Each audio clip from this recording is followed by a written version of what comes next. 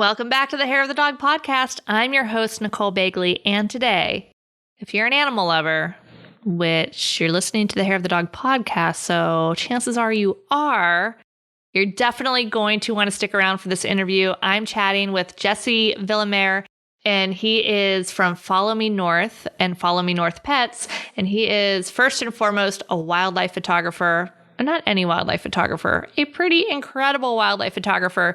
So we are talking about all things wildlife photography, how to get started, what that looks like, what the differences and similarities between those wildlife and dogs are, and all sorts of great stuff. So stay tuned.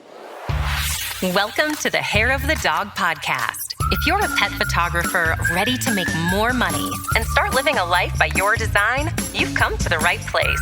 And now, your host, pet photographer, travel addict, chocolate martini connoisseur, Nicole Begley. Hey everybody, welcome to the Hair of the Dog podcast. I'm your host, Nicole Begley, and today I'm so excited to have with us a pet photographer of another genre, another species, another breed. Oh no, he's still human.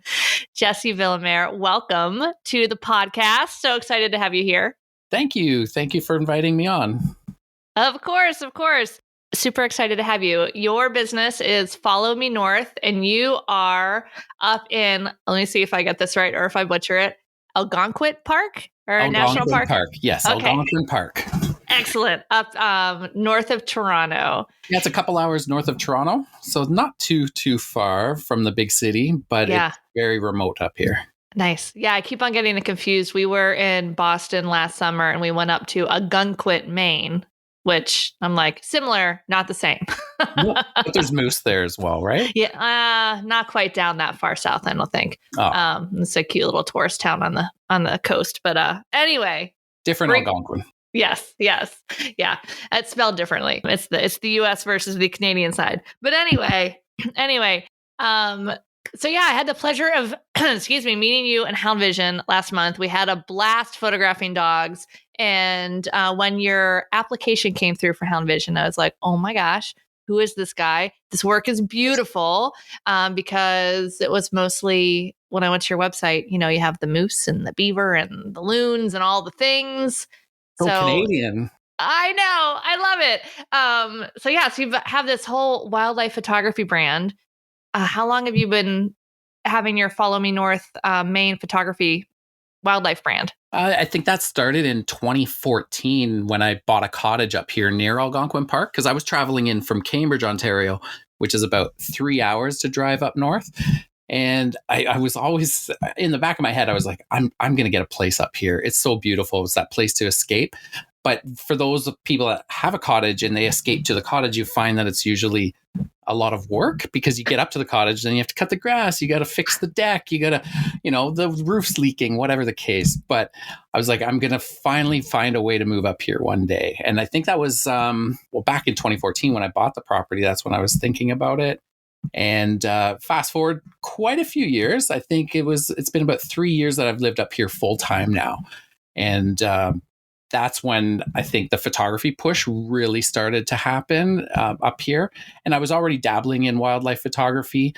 And it just so happened that where the Follow Me North name came from actually was when people back home in Cambridge were like, I'd love to see a moose. I've never seen a moose in my life. I would love to get out there and explore the wilderness. And I'm like, well, just follow me north and we'll go do that right now. And it was just one of those things I just kept saying. And I'm like, well, that sounds like a brand I could probably work off of. And I think that started in 2015, actually. Yeah.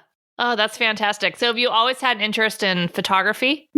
Yeah, I think I was always the guy that was carrying around the camera. If it was even a car show back in my teen days, with pets, even my dogs, like I still remember the first dog photo that I got where it looked like all four limbs were lifted off the ground and my dog was floating. I'm like, oh, this is National Geographic stuff here. This is amazing. So I still remember those moments, like those key moments that stick in your head and you're like, I can do this. But I wasn't thinking I was going to become a pet photographer or a wildlife photographer per se, because I like all genres, to be honest. Yeah. So, I shoot tons of different things except weddings. we all have limits. What Yes, about babies? Will you do babies? Baby foxes and moose. Okay, yeah, no, that's not the same. Yeah, weddings and newborns are my two hard no's. Right. Absolutely not. Yeah. Oh, that's fantastic. So you've been doing this full time for quite some time too, right? Yeah, so I'd say about 3 years ago, it was a year prior to COVID happening. And Okay. I met Susan.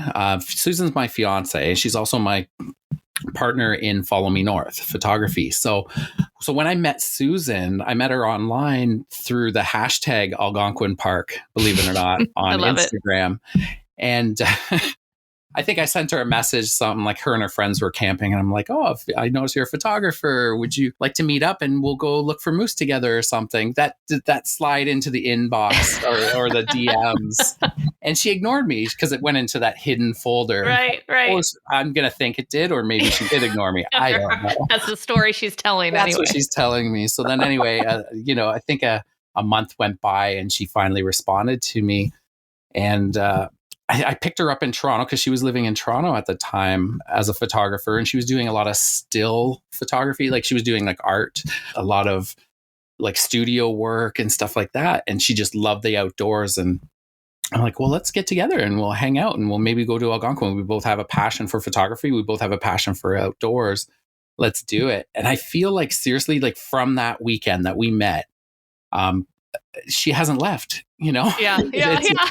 So we basically decided at that point, like, I mean, this is working, why don't we try to move up north? Well, I have a cottage, and she wanted to get out of the city. And at that time, I think she was working for Shutterstock at the time. And she couldn't, there was no such thing as remote work back then. Right. So she kind of pleaded with them to give her some, remote time. And they're like, well, we don't do that per se. So she was going to quit. And as she was going to quit, that's when they came back and said, okay, we'll let you do some remote. And that was like literally a year before COVID. And so we started the business kind of full time. We kind of dove in head first, both of us, into this. Even though I was doing some workshops up here for wildlife photography, it wasn't something that I had dove into kind of like 100% into it. Yeah. And then she came into the picture and we both tag team that end of it. And we have a good dynamic together because she's more of that introvert. I'm more of that extrovert. She's got a lot of that studio background and that business sense. And I've got the just squirrel mind and go shoot and just have a great time. Right. So, I mean, you need to kind of have that balance, those checks and balances. So, yeah, I think it all worked out. So it's been about 3-4 years now, I think, that Follow Me North has been running. That's fantastic. Yeah. And then, for the wildlife photography brand, what's the kind of different income streams there? You're taking images and selling, framed final art pieces. You're leading workshops. Are those kind of the main two pieces, or is there anything else? I'd say the main piece is the workshops, because I think a lot of people reach out. I'm very prevalent on the Algonquin Park Facebook group. So all up here in the Muskoka area, I'm in a lot of the groups there sharing photos, and then on our social media, on our Follow Me North Instagram account, that seems to be our biggest one. Yeah. So we get a lot of people from there. And I think a lot of people will reach out and just be like, where do you find moose? Or the common questions like, oh my God, when do I see moose? It's not like I know exactly where they are. It's not like they gather at 4 p.m. down at the Moose Starbucks, at the Moose Bucks. I think what's funny, it's so true. I think a lot of people think that, like, a lot of people will ask, like, how do you see so many wildlife and how do you get these shots? And it's like, well, persistence and patience and going out constantly. That's the only way you're going to get it. And I live 40 minutes from the park, so it's not far for me to go for, a morning drive and go for a cruise through the park and go for a couple of hikes and come back the same day. So the more you do that, the more opportunities you get, obviously, for capturing these wild moments. But I think everybody wants that, right? So I think everybody wants that for one day. So I've had people actually contact me. They're like, listen, I'm coming up to Algonquin. Could I hire you for the day? I Yeah. want to see a wolf. I want to see a bear. I want to see a lynx, and I want to see, a moose. Can you Right. make that happen? You get, sunrise to sunset. Let's make this happen. And I'm like, we're not good. So then I give them a link to the Toronto Zoo, and Like, if you want to see all those in one day, that's your best bet. that's exactly it. Send them there. But it is funny how people think that wildlife isn't wild for some reason. Like wild, Right. I think we all have this lens on when we see other people creating these things online that it's in an abundance. Like there's so much of it because we're only sharing a highlight reel. Obviously, Right. I'm not sharing the days that I don't see things. Like I'm not sharing a blank, lake with nothing in it. There has to be maybe a loon in it, unless it's a beautiful landscape or something, obviously. But yeah, there has to be some sort of dynamic to the photo that we're posting. We're not showing the days that we didn't capture anything and it was a waste of a day. I literally just had one of my best friends up here for the last 2 days. And he's come up here 10 times over the past 3 years that I've been here. And he has not seen a moose yet. And I'm like, this is the time we're going to see it. And we went everywhere and I couldn't find him a moose over the last 2 days. I felt terrible. So and literally just 2 days before that, I was in the park and I saw 4 moose on the same day. So it's hit and miss. It's really hit and miss. Especially a big elusive animal like a moose or a lynx. Oh my gosh. Lynx encounters are our favorite. Anything cat related that way. Yeah. Lynx are so elusive. And Susan and I saw one of our common things that we like to do now is on Christmas Day. We go into Algonquin Park. So nice. So we're driving through Algonquin Park, Christmas Day, 2019, and we come around this corner and we're like, oh my God, there's a wolf on the road straight ahead. Like, wow, we never get to see wolves that easily, right? And we got a little bit closer as we're driving and I'm like, holy shit, that's a lynx. That's not a wolf. And Susan's picked up her camera right away, shooting through the windshield of the car. It's snowy. It's got salt all over the windshield.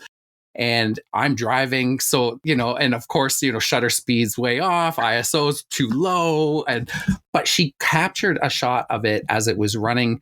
It was a good thing there was a cliff on both sides, kind of like a rock face on both sides of the road. So the lynx couldn't go anywhere. It tried to run up this icy rock face and it slid back down and it ran up the road a little bit further and jumped up a smaller rock face, grabbed onto this tree and then just pulled itself up. And the whole encounter was probably 20 seconds, but Susan was able to capture that while I was driving. And I mean, to her, to this day, it still bugs her because it was slightly blurry. I'm like, oh my God, like that's what Topaz is for. Yeah, right. It's capturing that moment, right? Not the technical side. I'd rather capture that moment any day versus the technical sharpness of an image. And and you can't really ask the lynx, hey, can you hold on? Can you do that again? We've asked so many times and they're stubborn, they don't, the wildlife like doesn't always listen, right? And so sometimes you get those magical moments. And then, there was, I think prior to that, there was maybe 3 photos that we've seen of a lynx in Algonquin Park. So there's been sightings of them, but not too many people had documented proof and like seeing them, right, other than their prints. Yeah. So we were happy, like when we showed, the naturalists in Algonquin Park and some of the staff that, it was just exciting for everybody to capture one. And one was just seen in the park and captured on photo, I think 2-3 weeks ago too. So they're getting to be a little bit more prevalent in this area, which I'm happy about. That's fantastic. I love it. So when you do circling back a little bit to the photo tours, who are your main, who's your main avatar that comes to do those? Are they people that are just interested in photography? Do you have professionals come? Kind of who likes to do those? It's funny because I've had a few professionals, they'll email and they'll, it's hard to define professional, right? But I've had some people that will be like, hey, listen, I am from the city. I have a gallery. I know how to do photography. I don't need help with the settings on my camera, anything like that. But I still want to photograph wildlife. And I'd love you to show me kind of like the ins and outs of the area and stuff. And that's what it turns out to be. It's a lot of this is, maybe we don't find any moose, but I'm going to take you through the whole park and kind of like our routes and our favorite locations and what to look for, how to track and finding prints and knowing what animal was here. So all those things help that person for the next time that they come up. So for example, I think last fall, there was a gentleman who came up and he only wanted to see a moose. It was his biggest thing in his life to see a moose. And the whole day went by and we didn't see one. But I told him, based on these tracks that we're looking at right now, today, there's a moose within this 2-kilometer radius. I said, go down this trail tomorrow morning at like 5 a.m. as the sun's rising and hope for the best. And he texted me at 6 a.m., I think, the next day. And he was like, I found him. He's right here. And there's another one with him. And it was like the bull and the cow and the bull. Because it was the rut. And it's so cool to hear when people have these little victories. So even though I might not be in that moment for that victory, I think sharing, the ethical side of tracking or photographing wildlife, as well as sharing the locations, but not sharing the locations to the masses online. Like a lot of people will say, right.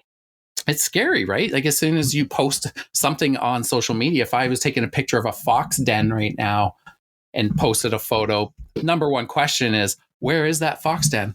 Where are those babies?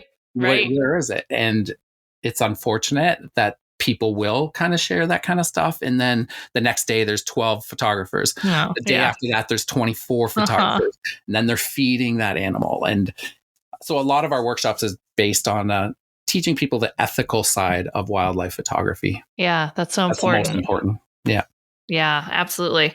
That is some people. Yeah, it does, I'm sure a lot of people just don't even have any background in that sort of thing, where they just don't even realize that the impacts that it can have behaviorally on that animal and the long-term impacts of it. So that's super important to share.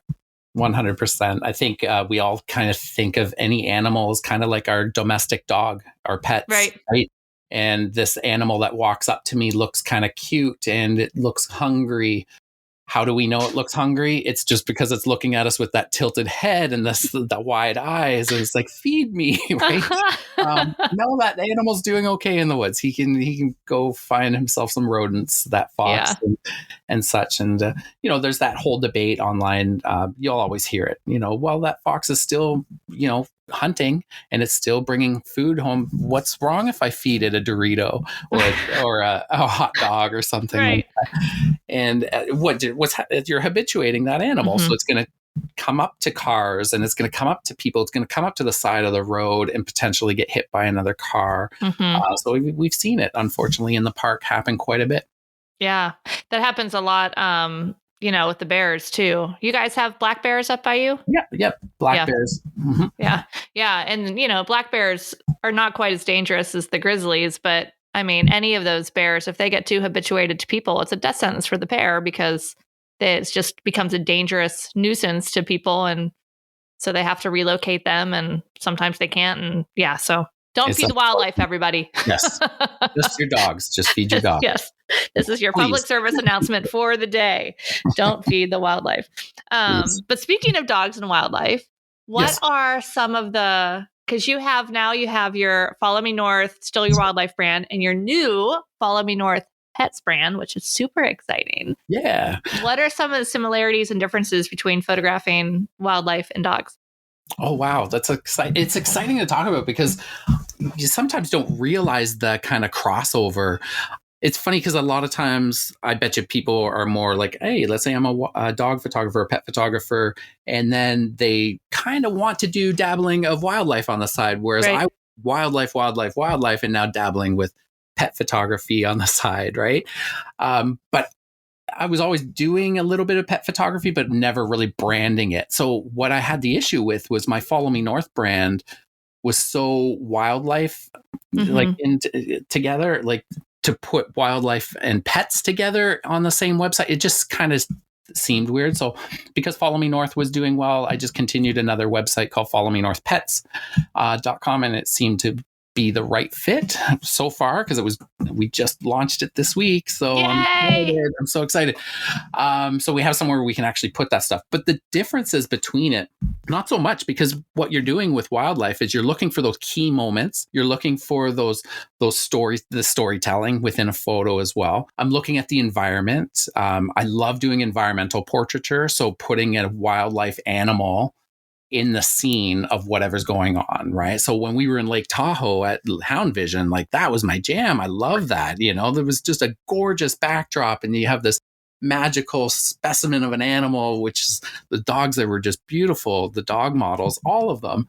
And they have this epic scene behind them, with the water, the turquoise water and the mountains and the trees and everything. So I love doing environmental portraits with wildlife.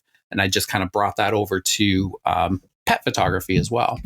And then creating that eye contact and the, building, like shooting with different lenses, shooting tight, shooting wide.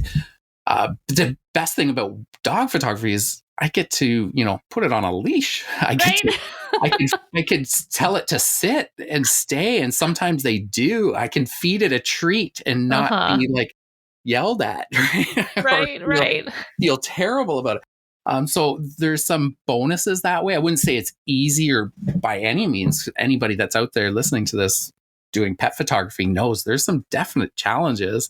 Some people think it's easy, and it's like, wow, what do I do with this dog? It won't calm down. It won't sit still. It won't make eye contact with me. So, and I look at that and I'm like, well, that's still better than that moose and that fox and that wolf that won't look at me, or that lynx half of the time. So, or that baby that's just crying and you want me to photograph it? How? What? Yeah. What are we going to do now? Right. Come back another day. Come back when they're like 5. Yeah. What happens?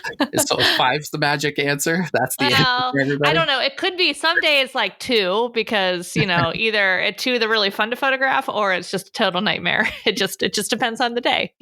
Toddlers. Totally true. But yeah, so there's those crossovers between them, and I think what's kind of unique, obviously, about the pet photography side of things is you're not just learning the behaviors of the animal, you're also learning the behaviors of the human. Mm-hmm. That because that's a fine balance too. And I find when we're photographing a lot of dogs or whatever, it's easy to kind of forget that there's a human there. Like the owner of that dog is there too.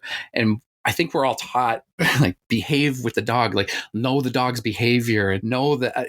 But what about the human? What about what about the person with the wallet that's next to you? If you give that person a bad experience, you might have given that dog the best experience. But if that person, that human perceives it as like what about me too? Like they're a part of the whole thing as well. So I think our biggest thing is with pet photography is making that bond with the human as well. If that's starting with a consultation over the phone and then kind of building it from there, as well as the day of the shoot, is not to forget about the owner, not to forget about that person that's there with them, not to forget about the husband that's maybe watching nearby, or the kid as well. Like they're all a part of this experience. So not giving just the dog the experience, but giving the whole family the experience. So yeah, that's a great point. Yeah, I think that's a big thing we all need to do. Yeah. And I think as, pet photographers in general tend to classify themselves more as introverted. And they're like, well, I photograph dogs because I don't like dealing with people. But it's such an important piece if we're going to do this for a business. I haven't met too many dogs that have their own checkbook or their own credit cards. Even the Insta famous dogs that maybe have their own income stream, they're still human that controls that said income stream. So, so we have to connect with people. And thankfully, we're connecting with other dog people. So we have in common that we can talk about the dog. So if you guys are out there and you're like, oh my gosh, I don't even know how to connect with this other human, talk about the dog. Talk about the dog. On our consult form, I think my question is, let's schedule a Zoom call or a phone call, and we're just going to talk about your dog. Let's just talk about your dog. And I think my button is let's talk about your dog. And it's just simple, and people love just chatting about their dogs. And they do. Yeah. I mean, how quickly are we all to pull out our phones? Like, oh, you want to see a picture of my dog? Yeah. 100%. It's just yeah, I think actually, it's funny. True story. When my husband and I travel, We send more pictures of the animals in the house back and forth to each other than we do of the children. That's right. But they're not here. They're not here. I know they can't hear this. They don't listen to my podcast. Earmuffs. Sorry, kids. I love you. Anyway, so I love those differences and the similarities. What about the gear? Is there, because for dog photography, that 70-200 is our workhorse, like go-to lens. But I imagine that is not quite enough for most situations in a wildlife situation. True enough. I mainly shoot with my 100 to 500 mil, and Susan's shooting with a 150 to 600 Sigma Sport a lot of the time. So when it comes to dog photography, we do kind of go back down to the 70 to 200. That's my go-to lens as well. But it's funny because at Hound Vision, I was shooting a lot with the 100 to 500. And I think maybe that was just the technique of hijacking some other people's shoots, to be honest, because I can get this picture from way back here. Way back there over your shoulder, and you won't even know I'm here. And I'm just waiting for that moment where that dog just turns slightly, looks at me in the background, like way far away, and then I can get a shot. So it's just playing with the different lenses. And I think at Hound Vision, what my big takeaway was just taking off certain lenses, trying new lenses, and just playing a little bit, right? I think we get stuck we hear what other people do. We all get stuck in everything. We're always looking at what other people do. Okay, well, everybody else is shooting with a 70 to 200. Well, I should be shooting with a 70 to 200. Well, I love going out to, and let's say if I was at Lake Louise, for example, and everybody was on this little boardwalk taking a picture of the giant mountains. Everybody had a tripod out. Everybody had this wide angle lens. And I walked up and I'm like, what's everybody doing here? Let's do the opposite. So let's take out a telephoto lens and try to do a telephoto landscape shot. And it's just fun, like challenging yourself in those situations to pull out something completely different that you wouldn't even think of. So most people get to a big vista, they're going to pull out their wide angle. Well, I pull out the telephoto and kind of see what we can create there. And it's no different with the pet photography. I was shooting with the 70 to 200 most of the time, and then I put on my 15 to 35 mil, and I loved it, getting right up close with them. And, just kind of creating, and that's no different when we're creating these galleries for our clients, is give them that variety. They've never seen their dog in this kind of fisheye kind of look, like that big head and tiny body, depending on how close you're getting. And then they might not have seen that before, right? Because their cameras on their iPhones might not give that same look. So giving that variety, taking the time. That's why I don't like mini sessions per se, because I like having that time to go to different locations, try different lenses, just exploring the different options that are out there. Yeah. No, I love that. That's actually one of my favorite things about teaching the workshops is our image reviews the next day. So we shoot one night, the next morning we do our image reviews, and you get to see how every single person in that room saw something totally different at the same location. I absolutely love that. When so you fun. guys uploaded all the photos from Hound Vision recently, I'm like, wow, this is so cool to see. Because I remember laying in this spot while somebody else was standing in this spot and just kind of see the different perspectives. Right. And it's kind of like, man, I wish I can go back and get that angle. Right. And I'm sure many of us do that. We see what somebody else did and be like, why didn't I see that? How didn't I see that? And I think that's what's so compelling about photography, everybody's different views and compositions. Like, I love composition, right? Because I like to break those rules. If somebody tells me I can't do something, I'm like, nope, watch this. Watch me. let's do this. Let's try this. But I think one of the biggest things I learned in composition wise, which I felt as though took the wildlife photography one step further for us, was creating that, not just the rule of thirds, left to right, top to bottom, but the rule of thirds depth into the photo. So creating a foreground, middle ground, background, and as many layers as possible. So all of a sudden, when I started doing that with pet photography and then doing it with wildlife photography, it just created like this 3-dimension kind of image. How do we do that? So I'm always challenging, like Susan and I, it's fun because we challenge each other. We'll get back to the computer and be looking at her photos. I'm looking at mine, and we shoot a lot together and different lenses at the same time. So we kind of be like, oh, you got that, and you're smart how you went down low and you created that kind of depth to it. And it's just really fun to kind of see what each of us pull out from the shoot. Yeah, that's great. I love it. Yeah, It's so important. And I think it's important to also just talk about, we get inspired by what we see other people doing and how important it is to continue to look for inspiration outside of our same genre and just test different things and mix and match everything, because so many people are trying to figure out, like, how do I get my own voice as a photographer? Or how do I develop this style?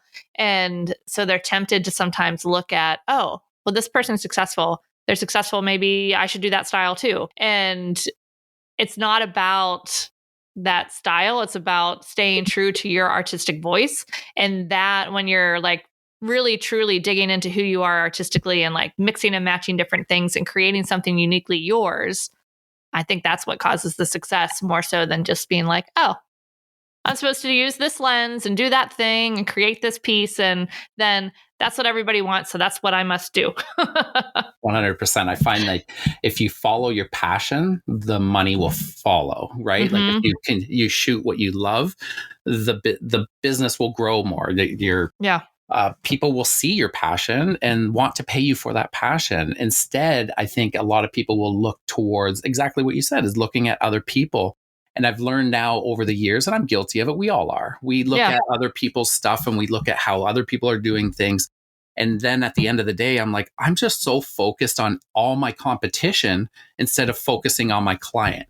So what do I want to do, and what do I want to serve towards my client? And instead, all of us, I say all of us like we're all guilty, but and let's take a look inside, folks. Have we been guilty of this? Probably, that we focus so much on our competition, what everybody else is doing, and then we get fearful more so because we think that they're doing it better than us. And then we just get this paralyzed approach, right? We all get frozen in our fear. And there's nothing worse than that. I mean, I still go through it. I still look at, I try not to compare so much. It's just literally start focusing on what I want to do, how I want to create, and then kind of build it from there. I still don't know up here in my region if there's other pet photographers, because I haven't went down that path of let's compare myself to every other person that's in my area. I don't want to be that. I just want to kind of focus my own path, build my own thing, and create magical work without the noise of everybody else. Yeah, because when you're true to yourself with the work you're creating and also how you want to set up your business, what it is you want to sell, how you want to work, if you want to do longer sessions, shorter sessions, only at certain locations, new places all the time, whatever, anything can work. But the key is to figure out what it is for you and then build that business around it. For instance, I use this example all the time. Kim Hollis is another photographer here in the Charlotte region, also very successful, great artist. And one of her most popular products is metals. Well, I serve the same people as she does, and I don't even offer metals. And yet we're both successful and we both have clients that love what we offer. And it just comes down to us both knowing what we love. And then that translate that, like that passion that you said, translate when we're talking about products to our clients. They're like, oh, you love that. I love that too. Right. And I don't know if you've ever experienced this with the wildlife stuff or if anybody else out there has. But I've had things on my price list before that I didn't love. And coincidentally, I didn't sell them, even though they were there. And even though I was told they were the popular products, they didn't sell. Yeah, we've basically eliminated more than ever on our price lists. I think photography is about elimination because isn't it? Yeah. Like not even the just craft and this. I mean, you're looking at this big scene. It's like, what do I want people to see? Yeah, what do I take out? It's all subtraction, right? It's not what do I want in this image? What do I want to remove from this image? And we should look at our price lists and our websites and our information the same way. Is it too much? Probably. Why are we offering the world to everybody? It's overload, right? And why do we have 10 different price lists? So I'm just trying to keep it simple. Right now, I think Follow Me North Pets, we have 2 packages. We have one that's including the stay at our cottage. So we have a bark and stay, it's called. So we have a bark and stay package, which is amazing because people are already signing up for it, and they get to stay at our cottage for 2 nights, and then they get to bring their pet, and then we do a big photo shoot here on the grounds. And you know what? It's amazing because I know our property it's much easier. I can just be like, oh, I know this spot has the best light at this time of day, and I know this little setting here is nice, and I can do so many different shots on our property, and it looks like 10 different locations, right? Which is really fun. So our bark and stay is going to be, I think it's going to be pretty popular over the next year. Yeah, sounds like it. 100%. And then there's people that don't necessarily need the stay. So we have a cheaper session fee for people that just want to do, a shoot during the day. Maybe it might be a couple hours. I'm not one to kind of like set times for anything, right? Right. It's like, no, I'm booking you for the day. We're not going to shoot necessarily all day, but we might try a couple different locations, might shoot an hour here, might shoot 2 hours here, might be 15 minutes. Yeah, right. We've had little dogs here that are like, nope, 15 minutes, that's max. I'm done. It's too cold. All I can handle. It's too cold. I'm going back inside. So, yeah. That's funny. I do the same with my clients. I basically just tell them, most sessions take, approximately 90 minutes. Some are shorter, some are a little longer. We're just going to see what the dog wants us to do. Yeah. Listen to the dog. Mm-hmm. Yeah. Oh, so exciting. So while we wrap up, I guess the last thing I kind of want to talk about is any advice that you have for any pet photographers out there that are like, man, I would love to start doing some more with wildlife stuff. So kind of what are the first steps and how do you get started with that? I think the first best step anybody can do is find somebody to shoot with. Find a buddy, find a shooting buddy, because then you're kind of accountable for that person, for each other to, because the worst thing about wildlife photography is the hours. Because if anybody wants to see wildlife, they're like, I've been to Algonquin Park for like 30 years and I still haven't seen a moose. And I'm like, well, you're going in mid-August when it's 30 plus degrees and it's, 3 o'clock in the afternoon. And there's a ton of tourists there. You're not going to see anything, right? So you have to wake up at that crack of dawn. Like sometimes I'm waking up here at 3:30, 4 o'clock in the morning, making a little bit of breakfast, some oatmeal for the road, some coffee, lots of coffee, definitely lots of coffee, and then get in the car and go. And you're in the park before anybody else awakes from their tents. And I'll see bears and a moose, and sometimes the odd wolf will come running out of the woods. And it's just an incredible experience. And then sunrises. Nobody sees sunrises anymore. Everybody sees sunsets. You know how amazing sunrises are? It's incredible. What time is sunrise for you in the summer since you're so far north? It's probably depends on. Gotta be like 5 a.m. Right? Yeah, so 5:35. Depends where. I always try to think an hour ahead of the sunrise because I'm trying to get to the location a half hour prior to that sun. So I'm leaving here sometimes in June. I remember June being like 4 o'clock in the morning. I'm leaving here, maybe 3:30, depending, to try to get to that location. Yeah. But sunrises are incredible, obviously. Yeah. Well, I'm just finalizing locations and sessions for Barklander, and it's mid-May in Scotland, and the sun sets at 9:30 and comes up at like 5:10 a.m., something like that. Time of the year. So we will not be doing any sunrise shoots for that one. I mean, I'm teaching this with Kaylee from Dog Breath, and she is not a morning person, as you know. Has Kaylee ever seen a sunrise before? I don't think. Actually, I'm sure she has, but only because she's been up all night. No, I think she has only because she's seen my Instagram feed and she's seen photos of sunrises. That's what it is. Yeah. I love it. Yeah. Oh God, I hate getting out of bed, but I do love the rare occasions when I'm up so early. Like my favorite is actually when I come home from Scotland, coming home from Europe, and then I'm like, the time zone with the jet lag, I'm like, boom, in bed at like 8 o'clock, 9 o'clock, and up at 5, just like ready to go. Like, oh, I love being up early. I think other than getting out of bed is finding that person that would hold you accountable for waking up and not pressing snooze. Getting out there. And you know what? And I think when it comes to wildlife photography, don't think that around your house itself doesn't have wildlife. Like squirrels, for example, chipmunks, any rodents or birds. If you can lock focus on a chipmunk's eye, then when you go into the wildlife, like into the forest, and you find a moose and a wolf, and you'll feel super confident then. Because I mean, if you could track a little red squirrel running around these trees, or a bird, for example, then practice with all that hard, smaller stuff. Maybe it's not as exciting as coming across a moose in the park, but it will help you feel more confident when you get out there. And if you have a pet, what's better than doing pet photography? My dog runs around our property at 100 miles an hour and I'm trying to lock focus on it. And it just makes us feel so much more confident when we go out into the wild. Right. Yeah. Shoot. Yeah. And, we all have some local parks around us that, no matter, that's one of the reasons I love birds too. No matter where you are, there's always birds. You're in the city, you're in the country, you're, every continent has birds, every neighborhood has birds. So you can go walk in any little natural area, even a city park, and find all sorts of great little wildlife to practice on. And you learn so much from doing that by capturing something new. And then you want to learn about it. Most of the stuff that we've photographed, we might not know something about it until we get home and research that bird that we just found. Right. Yeah. So, love it. Oh, it's awesome. All right, guys, if you're out there, go out and go practice some wildlife photography and let us know on our Instagrams at Nicole Begley Official. And you should also message Jesse at Follow Me North.